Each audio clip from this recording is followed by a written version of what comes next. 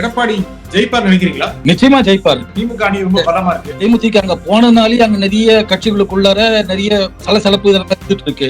அண்ணாமலை வளரக்கூடாது, அண்ணாமலை ஜெயிக்க கூடாது, அண்ணாமலை ஒதுக்கணும் அப்படின்னு எடப்பாடி திட்டமிட்டாரா இல்லையா? அவங்க 2 பேரும் வந்தாக்க கூட்டணி ஜெல் ஆகாதுன்னு அவங்களுக்கே புரிஞ்சு. விஜயோட என்ட்ரி அண்ணா திமுகவுடைய வெற்றி வாய்ப்புகளை காலி செய்து விடுவார், இது ஏத்துக்கிறீங்களா? பெரிய அளவுக்கு திமுகவை தான் பாதிக்கும்னு நினைக்கிறேன். ஆனா வீட்டுக்கு ஒரு ஓட்டு அப்படின்னா விஜய்க்கு ஒரு 15% கிடைக்குமா? கிடைக்காது. வீட்டுக்கு ஒரு ஓட்டுலாம் அதெல்லாம் சும்மா. சென்னையிலையும் விஜய் மிகப்பெரிய தாக்கத்தை கொடுப்பாரு, ஓட்டும் பிரிப்பாரு, ஜெயிக்க கூட வாய்ப்பு இருக்கு அப்படிங்கிற மாதிரியான ஒரு சூழ்நிலை இருக்கா? அவர் நிக்கிற தொகுதியில ஜெயிக்கிறதுக்கான வாய்ப்பு இருக்கு. உண்மையில இந்த தேர்தலை ரொம்ப சீரியஸா வென்றே ஆகணும் அப்படின்னு சொல்லி எடப்பாடி சந்திக்கிறாரு. நிச்சயமா அப்படிதான் சொல்லணும். பாஜக முக்கியமாக பாஜக போட்டியிடுற 27 தொகுதிகள்ல கிட்டத்தட்ட அமைச்சர்கள் தொகுதி 6 கொடுத்துட்டாங்க. ஜெயிக்க முடியாத தொகுதியா தலையில கட்டி இருக்காங்க. கூட்டணி கட்சிகள் ஜெயித்தாங்கன்னா அவங்களுக்கும் ஜெயிக்க முடியும்.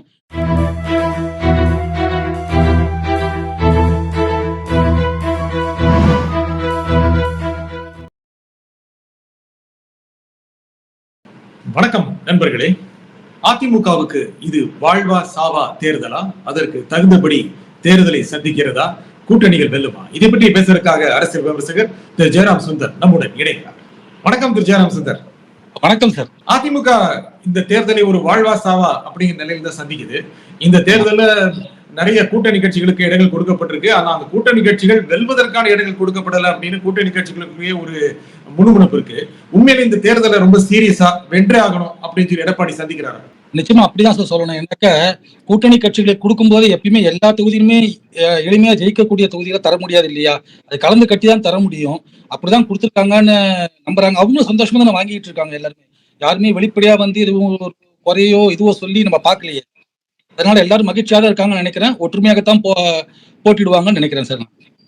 பாஜக முக்கியமாக பாஜக போட்டியிடுற 27 தொகுதிகள்ல கிட்டத்தட்ட அமைச்சர்கள் தொகுதி 6 கொடுத்துட்டாங்க. ஜெயிக்க முடியாத தொகுதியா தலையில கட்டி இருக்காங்க. இதுல கோவை மாவட்டத்துல ஒரு இடம் தான் கொடுத்திருக்காங்க. இதெல்லாம் கோவை மாவட்டத்துல ஒரு 4 இடங்கள் 2 இடங்கள் கொடுத்தாலும் கூட அது வெற்றி பெறக்கூடிய இடங்களா அப்படிங்கிற எண்ணம் இருக்கு. கூட்டணி கட்சிகள் பெருசா வெள்ளாட்டியும் பரவாயில்ல அப்படி எடப்பாடி நினைக்கிறாரா?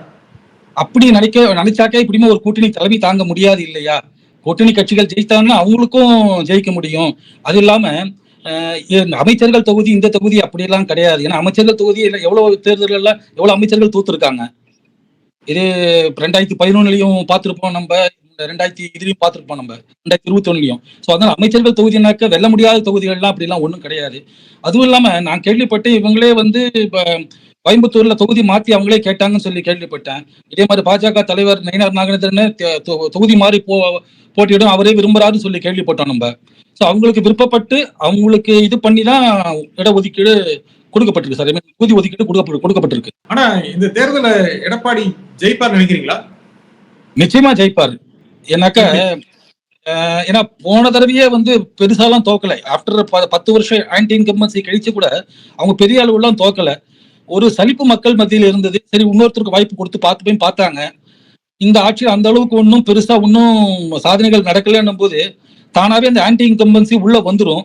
அதுவும் பிளஸ் இவங்களோட கூட்டணி கட்சிகள் பலம் இதெல்லாம் வச்சு பார்க்கும்போது கொஞ்சம் எளிமையாவே ஜெயிச்சிருவாங்கன்னு தான் தோணுது சார். இந்த எளிதா ஜெயிச்சிருவாங்கன்னு சொல்றீங்க, எப்படி சொல்றீங்கன்னா? திமுக கூட்டணி பலமா இருக்கு, 21 கட்சிகள், அதை தவிர இன்னும் சின்ன கட்சிகள் எல்லாருக்குமே ஒரு இடம், உதயசூரியன் சின்னம், தேமுதிக 10, விசிகாவுக்கு 8 இந்த மாதிரி கொடுத்து அவங்க எல்லாரையும் ஒரு மாதிரி ஒன்றிணைத்து வச்சுட்டாங்க. திமுக அணி ரொம்ப பலமா இருக்கு. அண்ணா திமுக அந்த அளவுக்கு பலமா இருக்குன்னு நினைக்கிறீங்களா? இல்ல, இப்போ தேமுதிக போனதுனாலேயே இவங்களா வேண்டாம்னு சொல்லி தள்ளிவிட்டாங்களா என்னன்னு தெரியல. தேமுதிக அங்க போனதுனாலேயே அங்க நிறைய கட்சிகளுக்குள்ளார நிறைய சலசலப்பு இதெல்லாம் இருந்துட்டு இருக்கு. அவங்களுக்கு நிறைய கொடுத்துட்டதா மத்தவங்க ஃபீல் பண்றாங்க.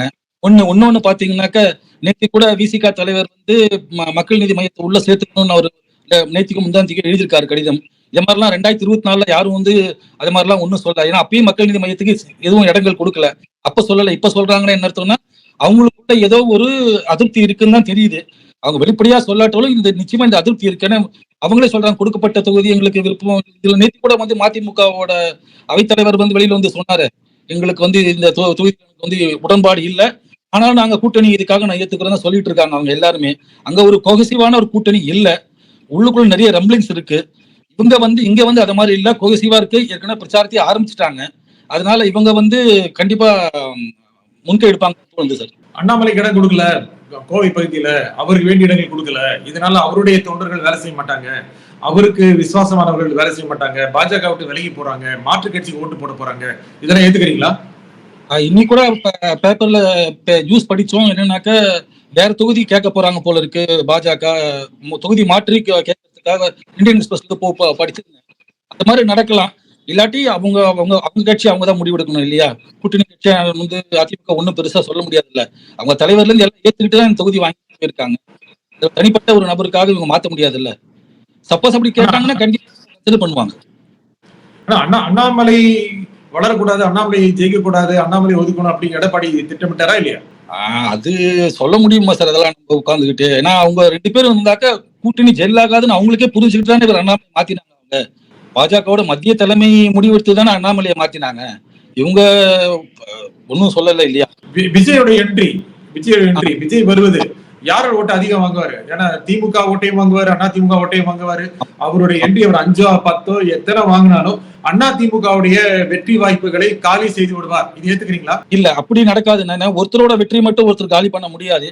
பட் சில சிபாலஜிஸ்ட் எல்லாம் என்ன சொல்றாங்கன்னா, அவர் 12% வாங்கினாருனாக்கா கொஞ்சம் அதிகமாகும். 18 போச்சுன்னா யாருக்கு அடிவாகும் தெரியாது. சப்போஸ் ஒரு 5-6% வாங்கினாங்கனாக்க அதிமுக கூட்டணி 170 இடங்கள் மேல போயிடலாம் சொல்றாங்க. எந்த அளவுக்கு பிரிப்பாங்கன்னு தெரியாது. இது அவங்க மேபி அவங்க பிரிக்கிறது வந்து சிறுபான்மையினர் வாக்குகளை பிரிப்பாருன்னு தெளிவா தெரியுது. அது அவங்க களத்தை பார்த்தாலே அவங்க வந்து கிறிஸ்துவர் வாக்குகளை முக்கால்வாசி எடுப்பாங்க. சில இஸ்லாமியர் வாக்குகளையும் வாங்கலாம். அந்த வாக்குகள் என்னையோ வந்து அதிமுக பெருசா கிடைக்கலையே கடந்த 2 தேர்தலா. ஆனா விஜயோட என்ட்ரி 2 கட்சிகளையும் பாதிக்கும் நினைக்கிறீங்களா? இல்ல பாதிக்கும் தெரியல. பெரிய அளவுக்கு வந்து திமுகவை தான் பாதிக்கும்னு நினைக்கிறேன்.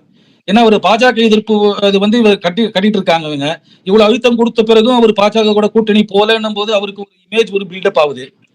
சோ அது பாஜக எதிர்ப்பு வாக்குகளை பிரிக்கிறதுக்கான வாய்ப்புகள் இருக்கு இல்லையா? அதுதானே திமுகவோட இதுவே. அவங்க தான் டெல்லி வாசஸ் தானே அவங்க நெரேட்டிவ் செட் பண்ண ட்ரை பண்றாங்க. சோ அப்ப வந்து இவர் வந்து பாஜக அகேன்ஸ்டா இருக்கும்போது இந்த பாஜக எதிர்ப்பு வாக்குகள் 2 பக்கமா பிரியும் இல்லையா? திமுக பக்கமும் போகும், விஜய் பக்கமும் போகும்.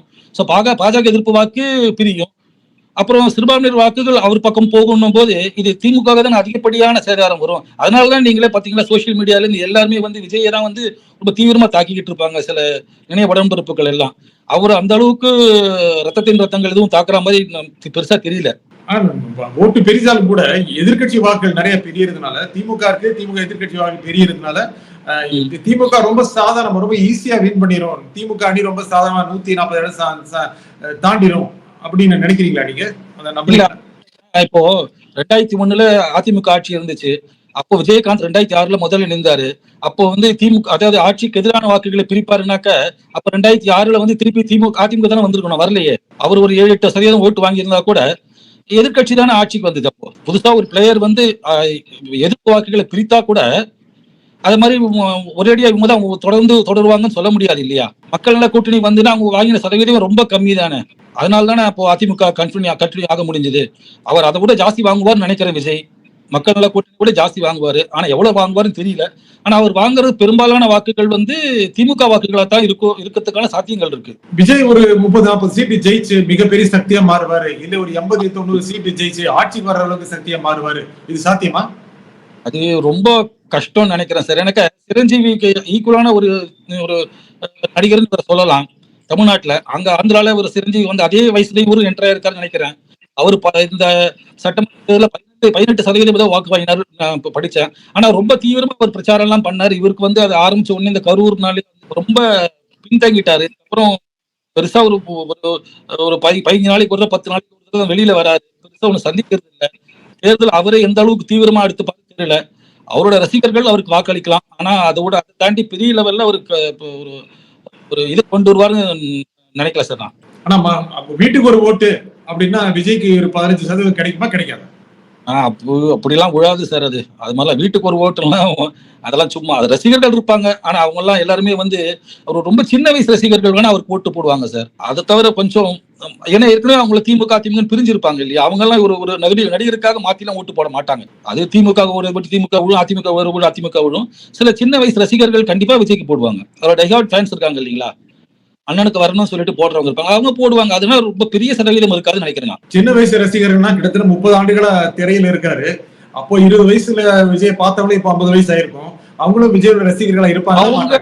அந்த வயசு ரசிகர்கள் எல்லாம் பெருசா ஓட்டு போட மாட்டாங்க சார் அவருக்கெல்லாம். ஏன்னா அவங்க ஏற்கனவே ஒரு அரசியல் கட்சியில வந்து செட்டில் ஆயிருப்பாங்க. ஒரு சப்போர்ட் பண்ற மனநிலையில அவங்க இருப்பாங்க. அதுக்கப்புறம் அவங்க மாறுறது ரொம்ப ரொம்ப கம்மி தான். ஒரு ஒரு 25, 30 வயசுல நீங்க முடிவு எடுத்துட்டீங்கன்னு வச்சுக்கோங்களேன், ஒரு கட்சி சார்ந்து முடிவு எடுத்துட்டீங்கன்னா அப்படியே தான் போயிட்டு இருப்பாங்க. இந்த ஃப்ளோட்டிங் ஓட்டர்ஸ் வேணா மாத்தி மாத்தி போடுவாங்களே தவிர, ஆனா அவங்க கூட புதுசா என்ட்ரி ஆற ஒருத்தருக்கு அந்த அளவு ஒன்னும் பெருசா சாதிக்காத ஒருத்தருக்கு பண்ணுவாங்களான்னு தெரியல சார். சீமான் என்ன சொல்றாரு, திமுகவும் அதிமுகவும் ஒரு அண்டர்ஸ்டாண்டிங்ல இருக்காங்க. அதனால திமுக அமைச்சர்கள் இடத்த கூட்டணி கட்சிகளுடைய தலையில கட்டிட்டார் எடப்பாடி பழனிசாமி. அவங்க தான் மாறி மாறி வரணும்னு நினைக்கிறாங்க அப்படின்னு சீமான் பிரச்சாரங்கள்ல பேசுறாரு. திமுகவும் அதிமுகவும் அண்டர்ஸ்டாண்டிங்ல இருப்பாங்களா? இதெல்லாம் என்ன சார், இது மாதிரிலாம் சொல்ல ஆரம்பிச்சா அப்புறம் என்ன வேணா சொல்லிட்டே போலாம் சார். டெமோக்ராட்ஸும் ரிப்பப்ளிகன்ஸும் அண்டர்ஸ்டாண்டிங்ல போறாங்க, திருப்பி திருப்பி இவங்க தான் ஆட்சிக்கு வரணும்னு பண்றாங்கன்னு கூட சொல்லலாம் சார். இதுக்கெல்லாம் என்ன ஆதாரம் இருக்குன்னு தெரியாது. சும்மா இவங்க 14 அமைச்சர் தொகுதியை கொடுத்துட்டாங்கன்னா 1 2 பேர் அண்டர்ஸ்டாண்டிங்கா அப்படி சொல்றாங்க, என்ன வேணா சொல்லலாம். அது வந்து அவர் இப்பயுமே இது மாதிரி பேசக்கூடிய ஆள் தானே சார் அவரு. சீமான் இப்பயுமே தடாடியே பேசக்கூடிய ஆள் தான். அதுவும் இல்லாம இந்த தேர்தல் அவரோட வாக்கு நிறைய காலியாகும் போல இருக்கு. விஜய்க்கு சின்ன வயசு வாக்காளர்கள் அங்க போயிடுவாங்க போல இருக்கு. சோ அந்த ஃப்ரஸ்ட்ரேஷன்ல அவர் ஏதாவது சொல்லிட்டு இருப்பாரு சார். திமுக அதிமுக அதான் நம்புற மாதிரியா சார் இருக்கு. அதிமுக திமுக முக்கியமாக சென்னையை பொறுத்தவரை திமுகவின் கோட்டை கடந்த தேர்தலில் அனைத்து இடங்களையும் வென்றது. கோவை பொறுத்தவரை அதிமுகவின் கோட்டை கடந்த சட்டப்பேரவை தேர்தலில் அந்த கூட்டணி அனைத்து இடங்களையும் வென்றது. இந்த தேர்தலில் 2 பேருமே இந்த கோட்டைகளை கைப்பற்றணும் அப்படின்னு நினைக்கிறாங்க.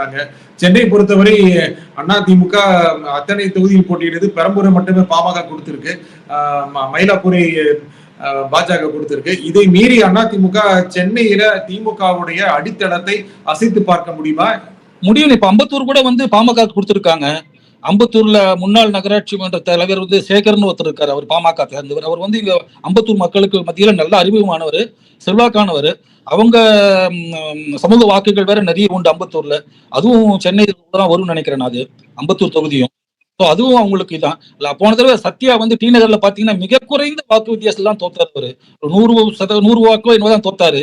சோ அதெல்லாம் வந்து ஒரு கொஞ்சம் பெரிய அலை மாதிரி ஒண்ணு வந்துச்சு வச்சுக்கீங்களேன். இப்போ 2011ல திமுக வந்து சென்னை வந்து திமுக கோட்டை தான். ஆனா அந்த மாதிரி கோட்டையெல்லாம் நம்ம மாறிடுங்க. அதெல்லாம் 2011ல வரலையா, அதிமுக வரலையா, இங்க சென்னையில நிறைய இடத்துல ஜெயிக்கலையா.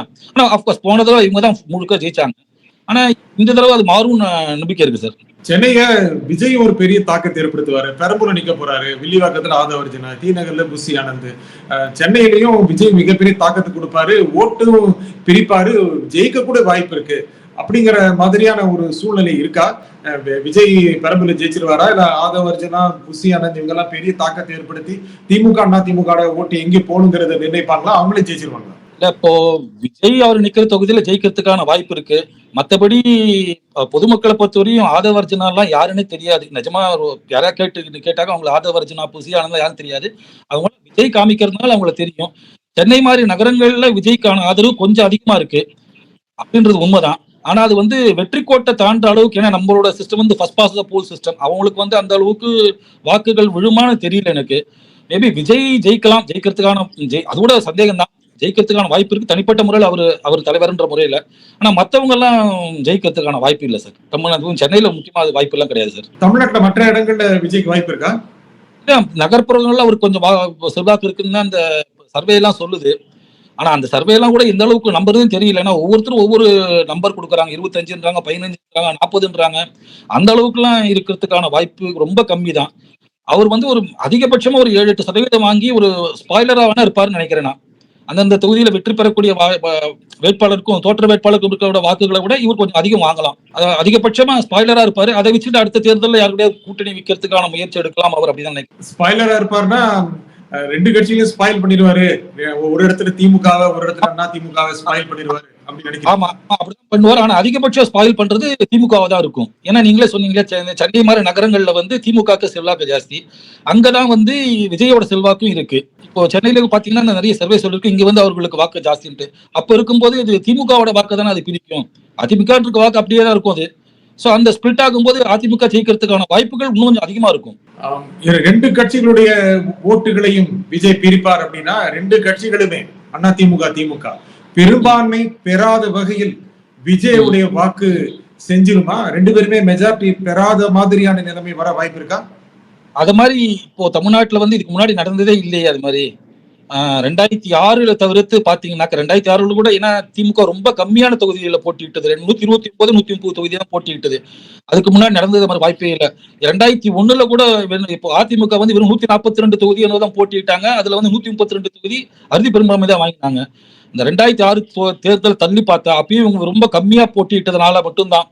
அதர்வைஸ் வந்து தமிழ்நாட்டுல வந்து ரொம்ப டெசிசிவான மேண்டேட் தான் எப்பவுமே கொடுத்துருக்காங்க. யாருக்கு ஜெயிக்க வச்சாலும் சரி, தோக்க வச்சாலும் சரி, ஜெயிக்க வச்சாலும் உங்களுக்கு கிளீன் மெஜாரிட்டி கொடுத்துருவாங்க தமிழக மக்கள். இது மாதிரி ஐ மீன் இது மெஜாரிட்டி இல்லாம போற மாதிரி ஒரு கூட்டணி ஆட்சி வரா மாதிரியே பண்ண மாட்டாங்கன்னு தான் நினைக்கிறேன் நான்.